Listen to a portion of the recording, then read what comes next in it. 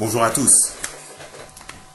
Pour cet 11e audio, je vais en fait parler de comment mon raisonnement fonctionne, en fait.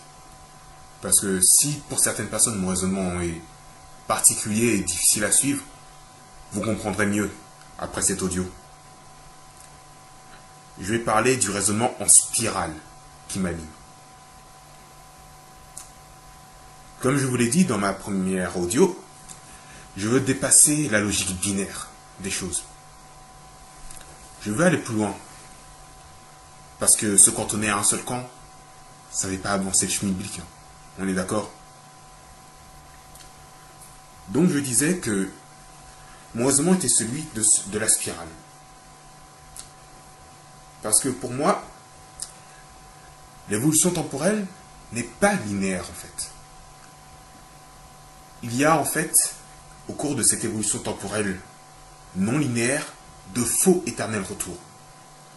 Par exemple, si on retourne à la royauté désormais, ce ne sera pas la même royauté qu'au Moyen-Âge, ce ne sera pas la même royauté qu'à la Renaissance, ce ne sera pas la même royauté qu'à l'époque du XVIIIe siècle par exemple.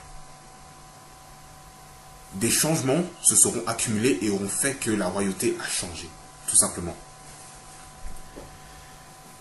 C'est pourquoi l'opposition entre réactionnaire et progressiste est une opposition pipée en fait. Les deux sont partenaires, en quelque sorte. Les réactionnaires, parce qu'ils s'opposent à ce qui est nouveau. Et les personnes qui veulent cette chose nouvelle vont encore plus se crisper et vouloir la chose nouvelle. Et le progrès va affluer.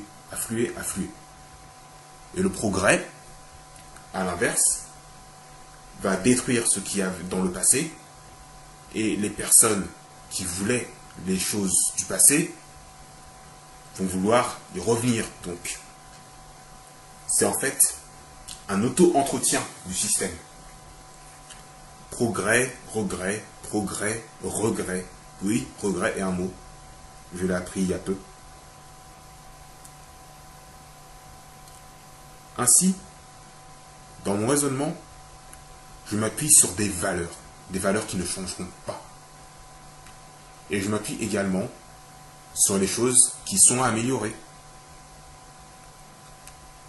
Donc voilà la spirale, c'est-à-dire que les valeurs du passé vont nous permettre d'aller vers un avenir qui, je le sais, ne sera pas juste un arc de cercle ou une ligne droite, mais sera au contraire une spirale parce que il y a le chemin qui sera détourné, qui sera dévié, et on retournera au passé modifié, hein, et au passé et à un futur qui a pris du passé, et ainsi de suite.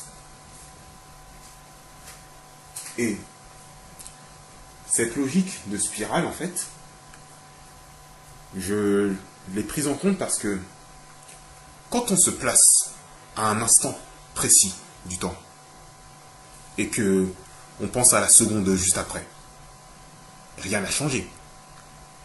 Si par contre on se projette 10 mois après, des choses vont changer.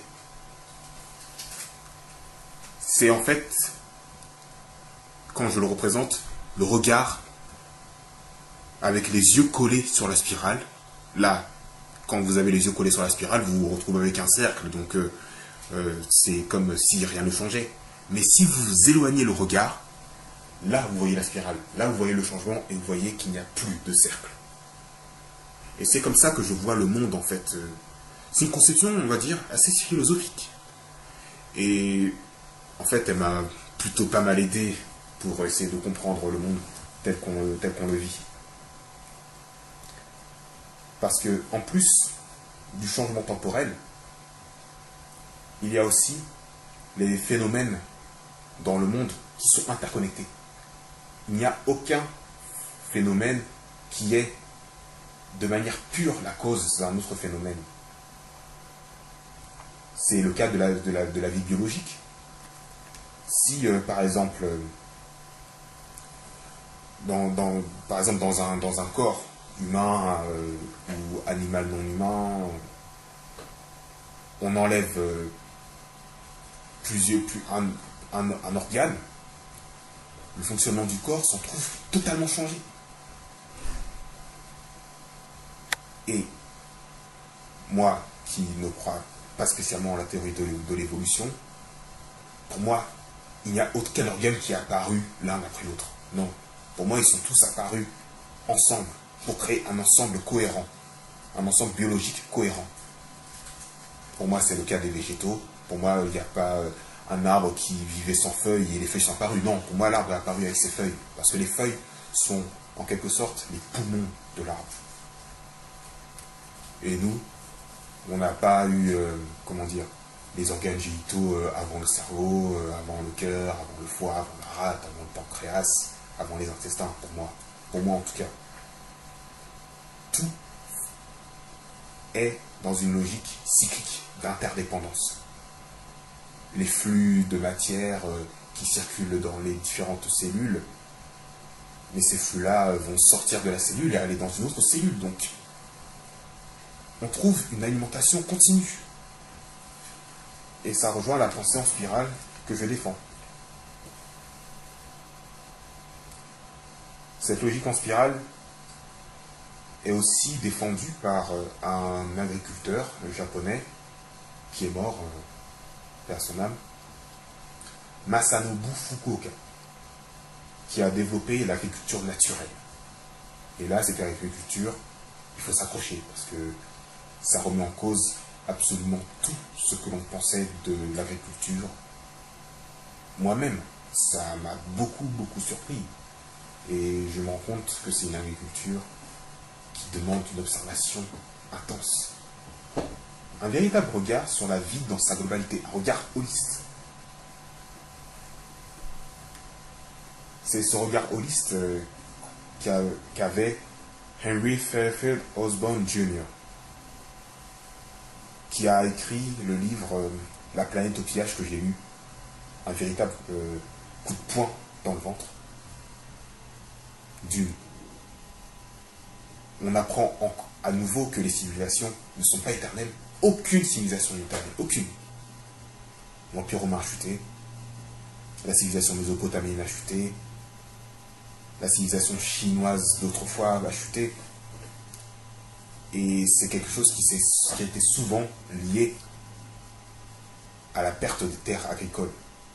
Parce que notre espèce, l'espèce humaine, favorise la progression du désert. On le voit en Chine, on le voit au Sahel. Ce sera très probablement le cas en Amérique du Sud aussi. Donc ça nous remet à notre place. Et ça nous fait nous dire que il faut changer notre vision de voir les choses et ne pas rester sous nos acquis. Ça, non.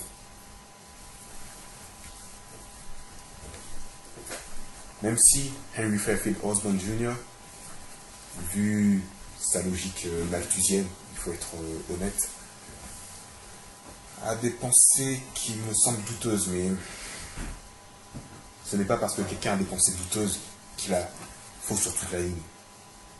Il suffit d'observer et de comprendre que, en effet, les terres arables sont détruites au fur et à mesure des décennies.